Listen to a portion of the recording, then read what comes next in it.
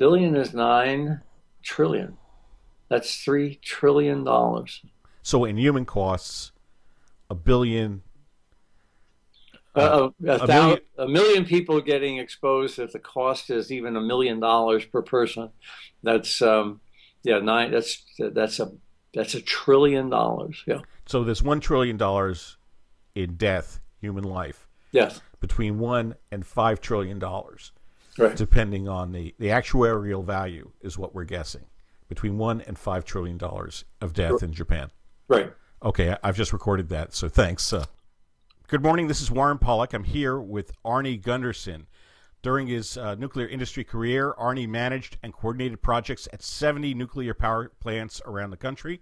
He frequently speaks on television, radio, and public meetings. He gives expert testimony to Congress and the Nuclear Regulatory Commission. Arnie, can you tell me a little bit more about yourself? Well, that was pretty good. I'm older than dirt, I guess, is a way of narrowing it down. Yeah, I've been at it for 40 years as an executive and a consultant. The key issues in my mind are nuclear can be safe or it can be cheap, but the question is where do you draw that line? It seems to me that a lot of times we're making the decision to make nuclear cheap, and at the same time, then of course, adversely affecting safety. Right. I mean, our talk today is going to be a little bit different than I think some of your other talks, which have been a little bit technical. What I'd like to drill in today is really the economic and unfactored costs in nuclear energy. Now, how many nuclear reactors are there, do you think, worldwide in operation? Well, there's 440 worldwide, 104 in the U.S. So about a quarter of them are in the U.S. On a per capita basis, France has the most. They have 58, but of course it's a smaller country. And how many of these reactors have failed during their 40-year lifespan? Well, of the catastrophically, I mean, in meltdown or a fuel pool leak or. Well, since 3 Mile Island, we've had 3 Mile Island, Chernobyl, and now 3 units at Fukushima that have melted down. So I guess we'd have to say 6 in the last 35 years. So the chance of a meltdown works out to be about 1 every 6 years. 1 every 6 years, or as a percentage basis, it would be. Give me a ballpark. Well, 6 out of 400 is about 1.5%. So would you get on an airplane with that rate of failure? No, over I would its not. lifetime. So no. So we have. This is the problem with the nuclear energy, and this is why I called you up, because if we have a way of looking at this, which we can understand in our normal lives, then the whole question of nuclear power gets changed around.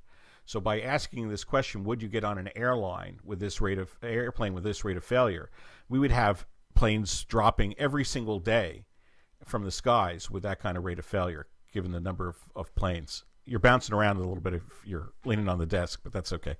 So I was nodding in agreement. You're nodding in agreement. So we have this thing, complex systems, all right?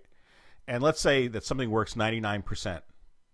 A single moving part is 99% effective. When you take 2 moving parts and you put them together, both with 99% effectiveness, what's the odds of failure? Is it 99% or is it? No, well, you multiply the 99 times the 99, so it's about 98%. Not quite when you do the multiplication, but it's about that. And how many parts does a nuclear reactor have? 10,000 10,000 parts. So you could have a complex system that has very good percentage efficacy, very good percentage performance. And when you add in the whole system, then you get a very much riskier system than you would otherwise, just because of the complexity. No, you're absolutely right. And the current nuclear reactors, are they overly complex, or can they be made much simpler? Well, the current plants, there's a thing called bathtub curve in reliability.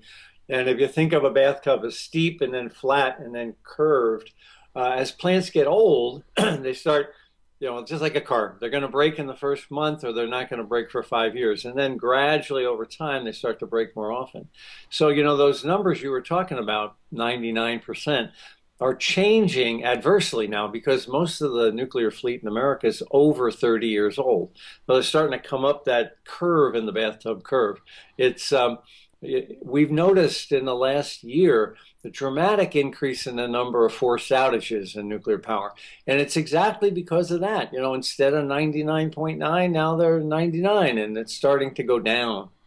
Right. And it's very interesting to me because if you could run your car for 10 years, you've made payments on it, it's paid in full, and it doesn't cost you very much to run. Is that the same with nuclear energy? Most of the plants in operation now are incredibly cheap compared to most of the plants that are being proposed. Like Vermont Yankee was a 100 million to build, and the new plants down in Georgia are going to be 20 billion to build. There's a little bit of difference in output there, but it's still about a factor of 100 more expensive to buy new rather than keep the old nukes running. Right, and so they don't cost you anything. You've paid them off, and then you could depreciate them. And my question is, what happens to like steel and all of the components that are bombarded with radiation? Do they maintain their integrity, or do they degrade? Well, the nuclear reactor vessel is about the only thing that really degrades from radiation. And it has a thing called the nil ductility transition temperature. And as the reactor gets older, you have to heat it up more before you put pressure on it, or else it's brittle like glass. And that's what happened at Fukushima 1. It was cooling down too fast when the accident began. So the operators turned off the cooling system because they didn't want it to get brittle and shatter like glass. But most of the problems are not in the steel, they're in the plastic. They're in the electric wiring and all the insulation. And that seems to be where the biggest concern is. Right. I had seen one nuclear reactor in my life, which was in Brookhaven National Labs. It must have been built in the 40s or 50s. And it was just a hunk of concrete with holes in it. So I think they just put the pile into it, and then they had control rods that were either horizontal, probably vertical was the control rods. But it looked like a very simple device. Are the nuclear reactors today that simple, or are they trying to generate a lot of electricity with complexity, or what's the story? Well, what's happened is the simplicity has disappeared because we've made these things so big. Let's look at Dresden 1, which is a little tiny reactor in Illinois. Then Dresden 2 is about 4 times bigger, and it wasn't more powerful, rather, and it wasn't 4 times bigger, which means it's a lot harder to get the water into it to cool in the event of an accident. So the complexity has gone up because we haven't made the cores bigger as the power's gone up. We've tried to squeeze more horses into the same room. Really? And have they done that with recycled fuel as well, where they're taking now plutonium and putting it into the fuel mix? In the U.S., Jimmy Carter killed the reprocessing of fuel in the U.S., and it was an economic decision. The cost to put plutonium, to recycle the old fuel, adds about $1 million per bundle compared to just taking it out of the ground and using new fuel. So recycling is much more expensive than using new nuclear fuel. Right. I heard that basically MOX was about $300 a pound or so, which is the recycled fuel. Yeah. And then the uranium itself might be $40 or $50 a pound right out of the ground. So that's an economic decision that's being made. And if we looked at the cost of the full cycle, then the cost of nuclear would be higher. Full cycle, I mean, what's a full cycle of a nuclear fuel, Arnie? What am I trying to say? Yeah, the nuclear fuel cycle. Right. It starts with digging it out of the ground, and that's heavily subsidized. It's usually on native lands that we take over cheaply. And then there's also a lot of cancers from the airborne dusts that are also highly radioactive in some of the indigenous populations near the mines. Then it goes and gets converted into yellow cake, which is an acidic process, and we've got radioactive ponds that are highly acidic. As a matter of fact, nuclear plants kill more birds than windmills because these ponds out in the west, migratory birds will land on it and then they just die, not from the radiation but from the acid. Then it goes to get converted into a gas, uranium hexafluoride. That gets enriched. That's another place it goes to, an enrichment plant. And then the gas gets converted back into nuclear fuel. So it went through all those steps before it ever saw the nuclear reactor. Goes to the nuclear reactor, runs for 4 years, and then the last step in the process, as we have now, is to take that fuel and eventually bury it, but more likely store it outside for a good 100 years. And as we saw with Fukushima, no one knows how to handle that material in a crisis situation or in a fire situation. Like, people don't realize metal is flammable. So how could your local fire department manage that? No, you're right. What scared the NRC and me the most on the first week was Fukushima 4. And that fuel was sitting out in this containment with no containment, rather. And if it had caught fire, Brookhaven National Labs estimated that it would have killed 186,000 people from a fuel pool fire. So it's a problem. You know, the net effect of all this, we were talking about money. Union of Concerned Scientists has estimated that if you look at all the subsidies along the way, including some of the early subsidies of nuclear, it would add 5 cents to the production cost of a nuclear reactor. So here in Vermont, the production cost of Vermont Yankee is about 5 cents, which makes it close to natural gas as far as whether or not it's economically the low-cost producer or not. But then when you add in the 5 cents worth of subsidies that you and I have paid over the years, suddenly it's not even in the ballpark. It's not in the ballpark compared to fossil fuels or solar, perhaps, do you think? It's the threshold for solar, new nukes versus new solar have just now crossed over. Within a year or two of now, perhaps 2012, 2013. But solar costs are plummeting, as you know. You know, the Chinese have cut the cost of solar by perhaps 30% or more, whereas new nukes are going up. People estimate that the cost of a new nuke will increase by 10% because of Fukushima. So, you know, it was $20 billion to begin with, and by the way, Wall Street won't touch $20 billion to begin with. Now we're adding another $2 billion because of Fukushima. So they're going up, solar's going down. Well, you know, I being in New York and having worked in the financial industry, I understand 9/11 very well. Mm-hmm. And you and I were trying to talk about Bhopal offline. And in the 80s, they had I think it was a cyanide leak or a poisonous gas leak, which affected a town of 500,000 people and basically killed 3,000 people outright. So 9/11 is 3,000 people killed outright. Bhopal is 3,000 killed outright with hundreds of thousands, 200,000 casualties in total. What is the human cost of Fukushima, do you think, in terms of human casualty and life? And that's the problem that people have to understand. I mean, you've been brilliant on the technical side of things, but no one can grab around this silent killer. It's like high blood pressure of energy. You know? What do you think the human cost is? Well, I think, and I'm sure the nuclear lobby will call your show and say I'm totally wrong, but I think that the 20-year cost of from Fukushima will be about 1 million cancers. And I base that on studies that came out of 3 Mile Island. And despite what you hear, people did die at 3 Mile Island.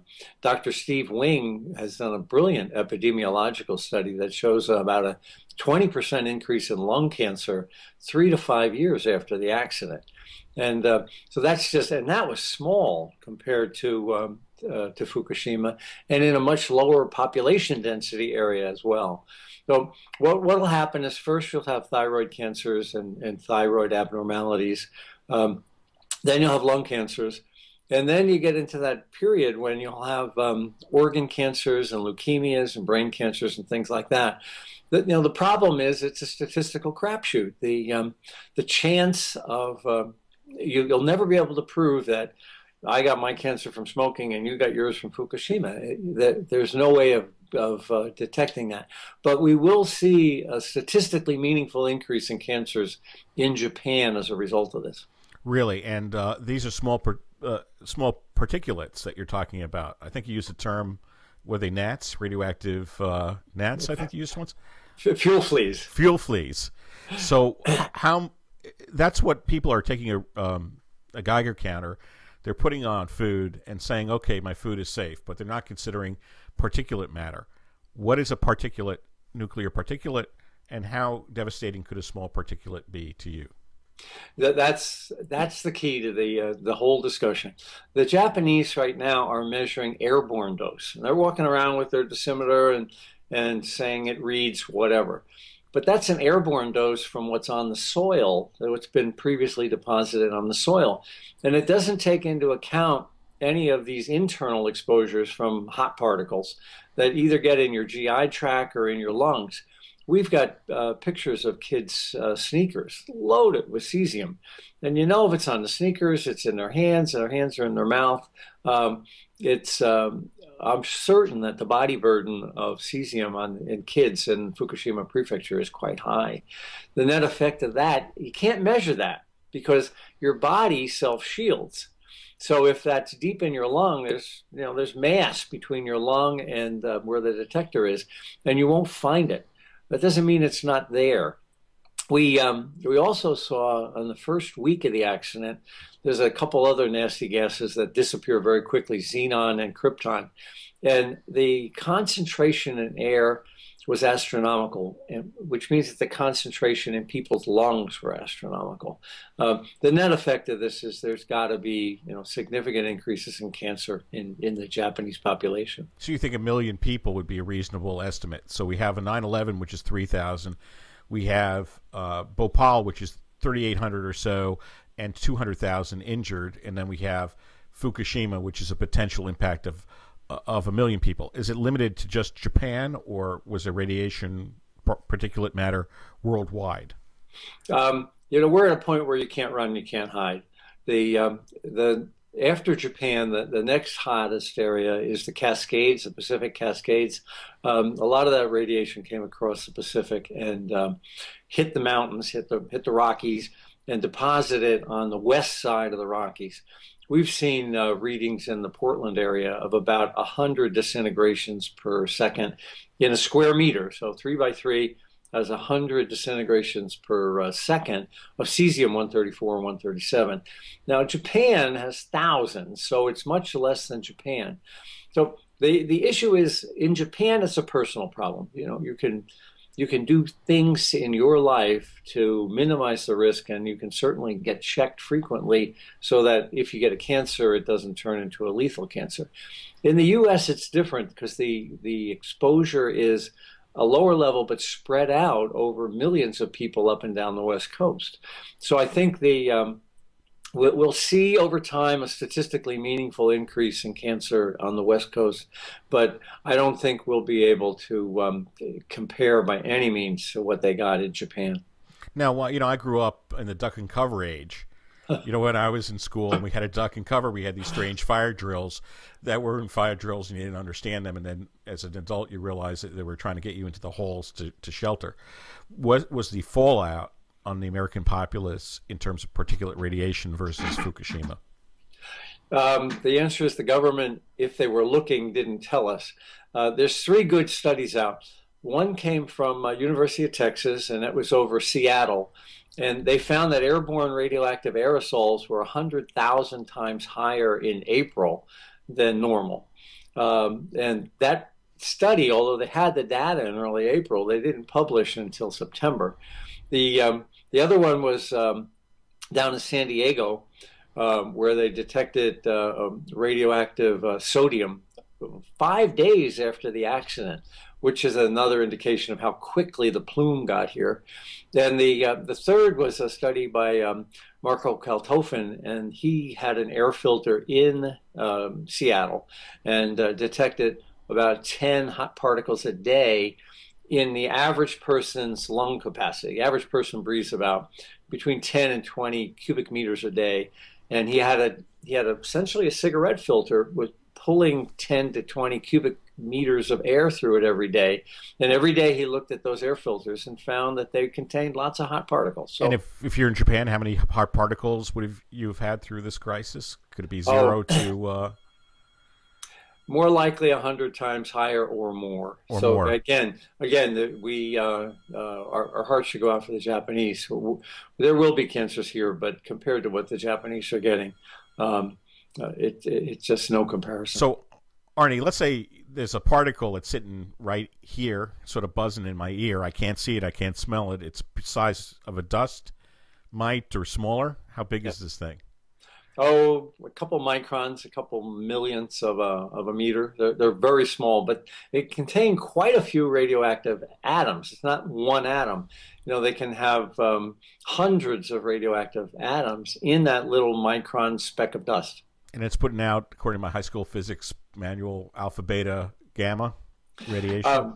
Yeah, it's putting out one of the three of those. If it was a gamma ray, it would penetrate your skin and affect you internally. And that's what those radiation detectors measure, is external exposure. But those betas and the alphas, actually, you put them on your skin and probably have no deleterious health effect. It's when they get under the skin, either by breathing or taking them in orally, that they begin to cause damage, because then they're right up against the cell wall. And so the particles, compared to the cloud that these people are in Japan, that are coming off the ground now because of cesium, the particles in their lungs are much more damaging. I had a banker in Tokyo explain to me. He said the difference is between my approach and the International Commission on Radiation Protection. They assume that this hot particle lodges in your lung and gives energy to your lung, but they average that energy out of the whole lung. And so therefore there's not a lot of exposure. My approach is, imagine your lung as a stadium filled with 100,000 people, and in the middle is somebody with a 7-shot rifle. Well, he shoots 7 times into the crowd. Then the International Commission on Radiation Protection would say, well, the average energy to the crowd was very low, therefore everything's okay. But you and I know that 7 people up there have been hit and are severely damaged. That's a lot like the organs in your body. The lung has cells, and 7 of those cells will be damaged to the point where they may cause a cancer. And that's, the cancer breeds or spreads. It's a genetic problem in the cell, so the cell multiplies. So this way, if the particulate matter goes right next to a cell, it could mutate that cell into a cancerous cell, and then all of a sudden you have cancer throughout your body. So what is the cost to Japan? We had talked about that. If we're trying to make it an economic cost, we can't cover the cost of 1 million cancer deaths over time. That's immeasurable. But what's the cost? Well, the Japanese are averaging it out to say that the electric bills are going to go up by about 3 cents. Not yen, but cents, as a result of Fukushima. I actually think it'll be higher than that.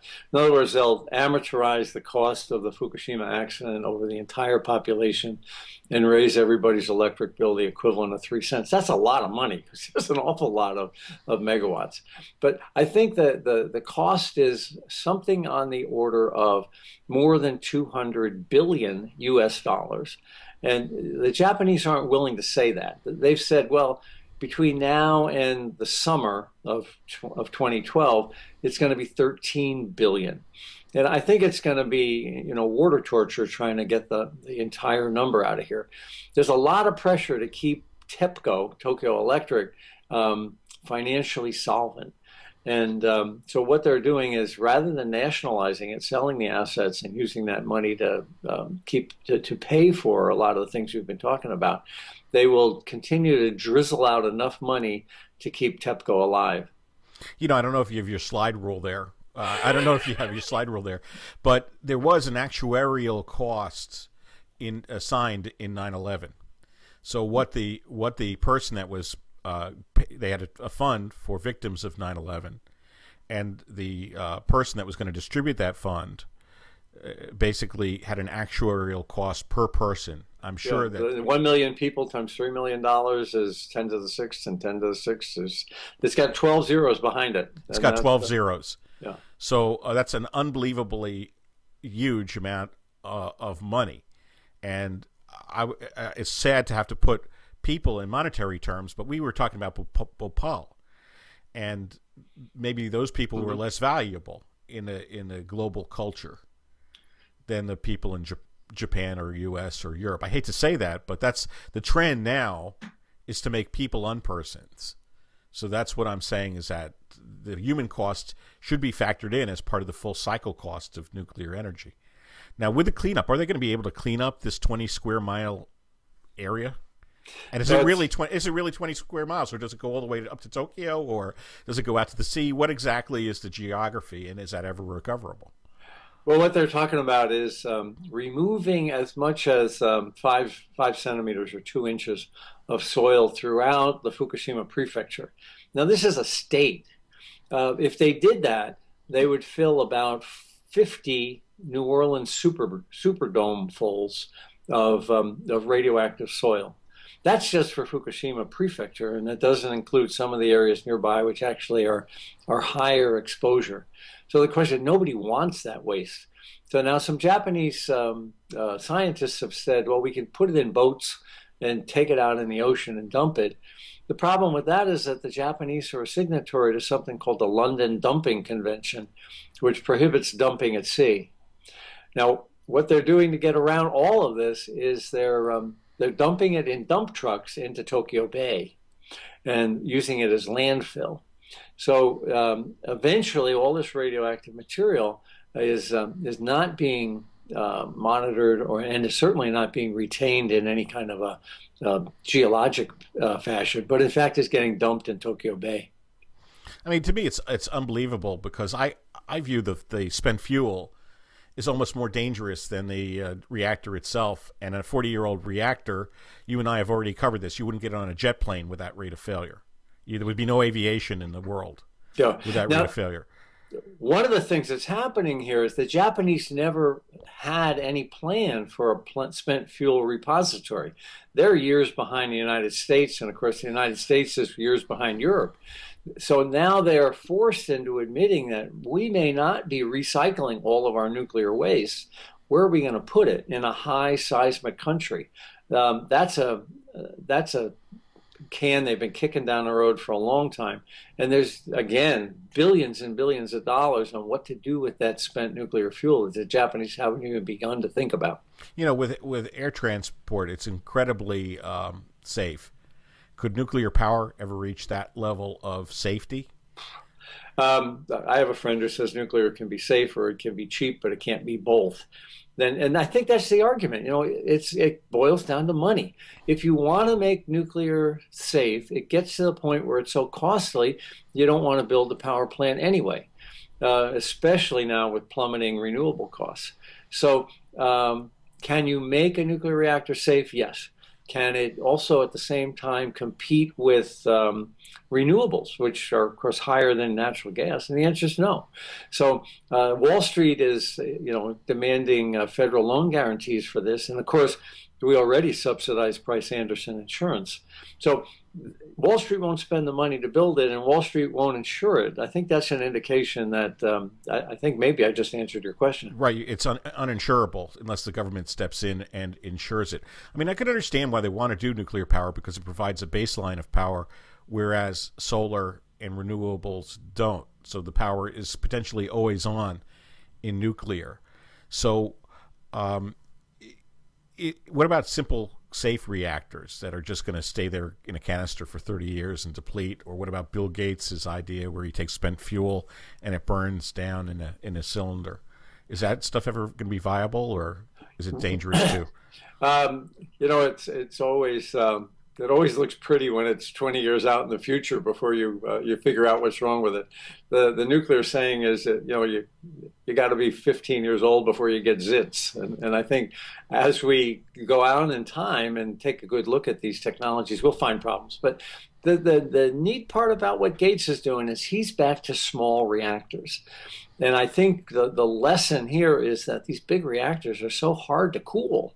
You can't force the water into the center of them well enough. So the question is economics still, but at least the issue of going back to small reactors may eliminate the problem of the sizing and how the hell do you ever get water into the center of that nuclear reactor. I mean, is it possible to have something that's dry, that doesn't rely on water or sodium? Or the General Atomic back in the 70s made something called the HTGR, high temperature gas reactor, and it was cooled with helium. They had all sorts of problems with the helium actually migrating through the stainless steel heat exchanger tubes, and they couldn't keep the helium dry enough. But there have been a couple of gas-cooled reactors. Of course, the first meltdown was a gas-cooled reactor at Windscale in England back in the 50s, and it contaminated the whole state with radioactive iodine. So we've tried gas reactors as well. And sodium is sodium's volatile, is my understanding. Well, we had a meltdown in a sodium reactor as well. The Fermi 1 reactor right outside of Detroit had a meltdown in the early 70s or late 60s. And the book was written. Actually, the guy in the control room said, "We almost lost Detroit," which became the name of the book. This liquid sodium burns when it hits air. So if it leaks, it burns. The Japanese are shutting down a liquid sodium reactor now because they just can't get the technology to work.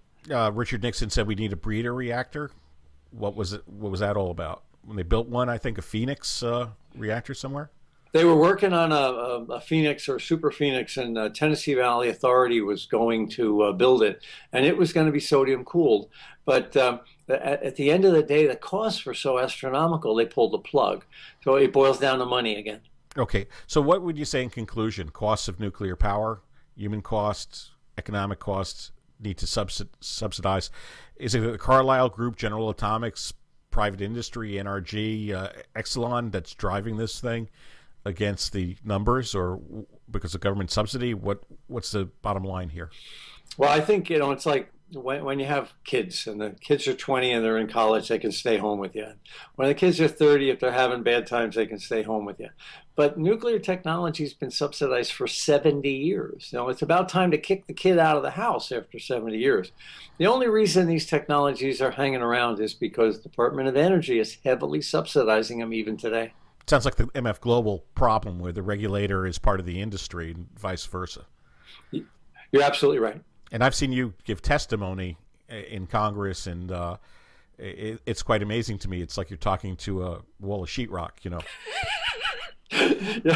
Except that's not true in Wall Street. Wall Street is kind of agnostic about this, as they should be. But the lobbyists from the industry and the lobbyists from the utilities, let's look at Vogtle. Vogtle's $20 billion are down in Georgia. I'll give you $20 billion if you guarantee me 11% on it. What a great deal. Yeah, it's a winner. So government is determining who the winners are, who the losers are, and at $5 million a person times 1 million persons in Japan, a lot of people are losers getting economically and also in terms of cancer. Arnie Gundersen, Fairwinds Associates, thank you very much for your time and for being with me today. Thanks for having me. But where Ayn Rand got it right was the process of breakdown. She could, if you read her books, she was totally wrong about the solution points, but she was totally right about the process of breakdown, where the wrong decisions are being made simply because of all the special interest which is intervening to a predestined result, preordained result. And that's the case with nuclear power, in my opinion.